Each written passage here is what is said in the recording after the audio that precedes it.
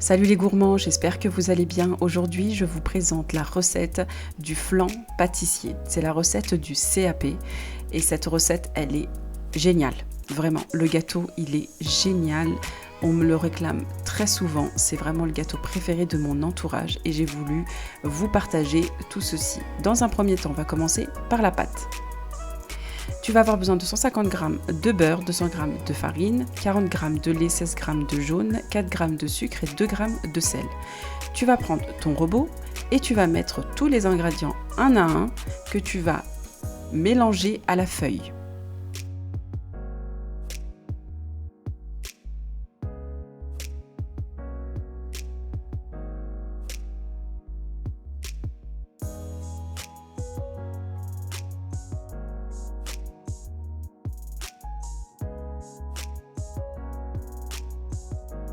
Tu vas mettre en marche ton robot et tu vas voir que petit à petit, donc le beurre va se ramollir avec la chaleur et tous les éléments vont bien se mélanger et tu vas avoir une pâte homogène. Donc là, avec la main, tu vas ramasser le tout et tu vas préparer du papier film que tu vas mettre à l'intérieur.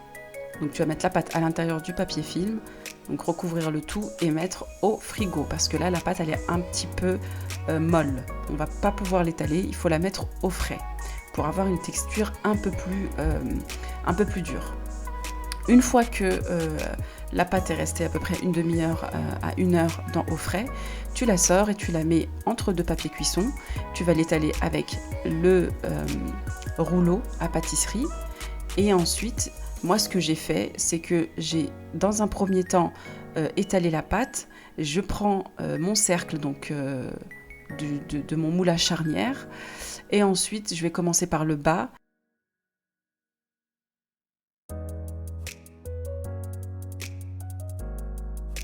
Je retire le papier cuisson du haut et je laisse le papier cuisson du bas pour pas que ça colle sur le plateau.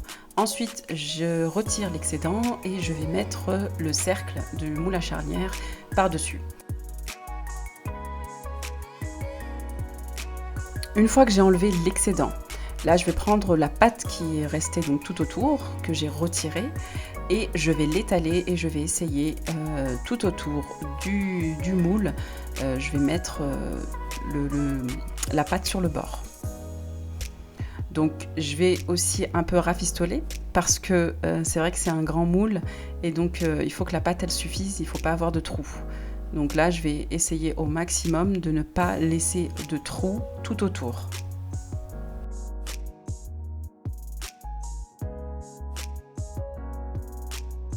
Il faut essayer d'aller vite parce que c'est vrai que la pâte entre les doigts, elle va chauffer et donc elle va un peu trop coller entre nos doigts. L'avantage, c'est que cette pâte, elle colle au niveau du moule à charnière. Pas besoin de mettre de papier cuisson tout autour. Le papier cuisson juste en bas, ça suffit largement. Donc une fois que c'est fait, là tu vas mettre au congélateur. Donc dès que tu as rempli le tout, tu mets au congélateur et on va passer à la crème pâtissière. Tu vas avoir besoin de 120 g de jaune d'œuf, 225 g de sucre et 120 g de fécule de maïs.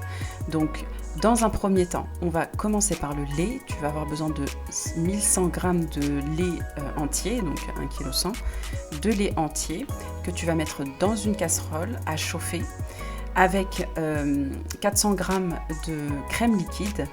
Et si tu as une gousse de vanille, tu peux ajouter une gousse de vanille. Autrement, tu peux mettre du sucre vanille ou de l'arôme de vanille. Donc ici, c'est une vanille de Madagascar. Elle est très très parfumée. C'est vraiment juste magique et magnifique. Donc quand j'utilise ces gousses de vanille, donc là je fends la gousse de vanille en deux et je retire toutes les graines qui sont à l'intérieur.